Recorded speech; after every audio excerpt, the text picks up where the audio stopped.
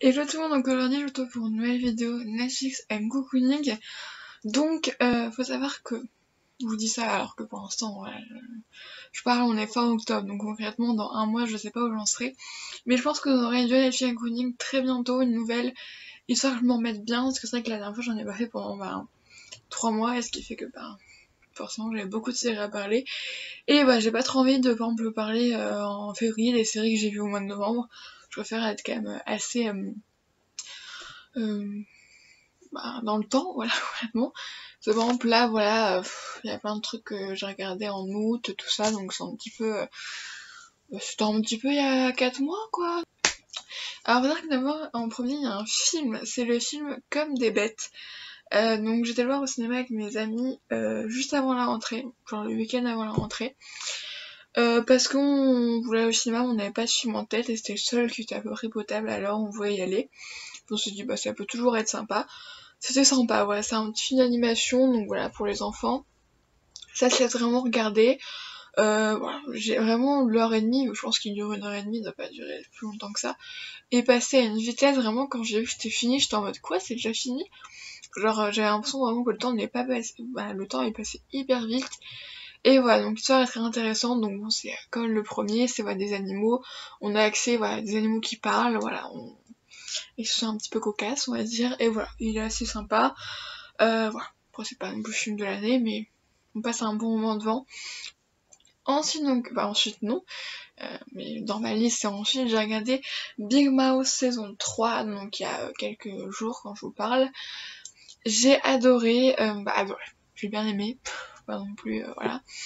J'ai bien aimé le semblant parce que j'aime les personnages. Donc Big Mouth, c'est une série d'animation, donc un dessin animé, pardon. Et qui retrace la vie d'adolescents. Bon, d'adolescents dans le truc, ils sont en 5ème. Donc bon, ça me semble quand même un petit peu jeune quand même, après, tout. Peut-être que maintenant c'est comme ça. Mais voilà, ils sont en 5ème, et du coup on vient un peu pas leur dévoir, mais un petit peu ce qui se passe avec leur puberté, voir un petit peu les nouveaux changements, comment ils le vivent avec. C'est une série qui est assez vulgaire, il y a clairement du cul, concrètement. Voilà, on voit des seins, de sexe, tout ça, voilà, on voit plein de trucs comme ça. Après, c'est le truc de la série, c'est quelque chose qui vous gêne, ne la regardez pas. Mais elle est quand même, moi je l'aime beaucoup parce que seulement les personnages sont très attachants. Et voilà, et puis je trouve que c'est quand même sympa parce que c'est un sujet, ça paraît peut-être à des personnes de genre voir que c'est normal, ou voir que oui, c'est normal, et aussi de voir qu'il n'y a pas que à nous que ça arrive. Voilà, je pense que ça peut être intéressant de ce point de vue-là. Le 3 était pas mal, vraiment, je l'ai bien aimé. J'ai passé un bon moment devant, donc voilà. Ensuite, j'ai regardé la saison 1 de Le Secret de Nick. Donc là, je l'ai regardé pendant mon sport, voilà, en faisant du tapis, par exemple. Ça marche très bien, c'est qu'en ce moment, je regarde The Good Place, c'est pareil, c'est des séries comme ça qui marchent très très bien. Donc voilà, Le Secret de Nick. Alors l'histoire, vu que je vous la raconte, vu que c'est pas très très connu, c'est une jeune fille, voilà, qui s'appelle Nick, et qui va arnaquer une famille en faisant croire, je crois qu'elle est une personne de la famille, mais très éloignée, voilà, tout ça. Et ils vont la recueillir chez eux parce que donc voilà, il va se plein de choses, elle va faire des petites arnaques, des trucs comme ça, et au final on se rend compte qu'elle s'attache quand même à la famille. Et voilà, il fasse plein de petits trucs. Ça, c'est une série assez sympa, c'est une série un peu type Disney Channel comme je les appelle. Voilà, cette série est bien. Là je voudrais regarder la saison 2, la partie 2, désolée, c'est en partie.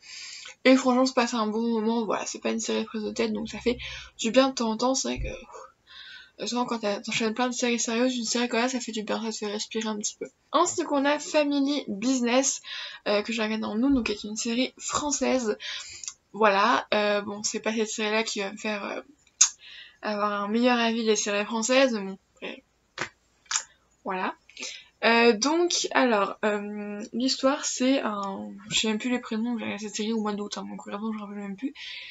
Donc, on a une famille, donc avec le père qui possède une boucherie, et à ses enfants, voilà, surtout un de ses enfants, donc le garçon, qui veut reprendre la boucherie et la transformer en bûcherie. Donc voilà, il veut. Voilà, la famille se lance dans un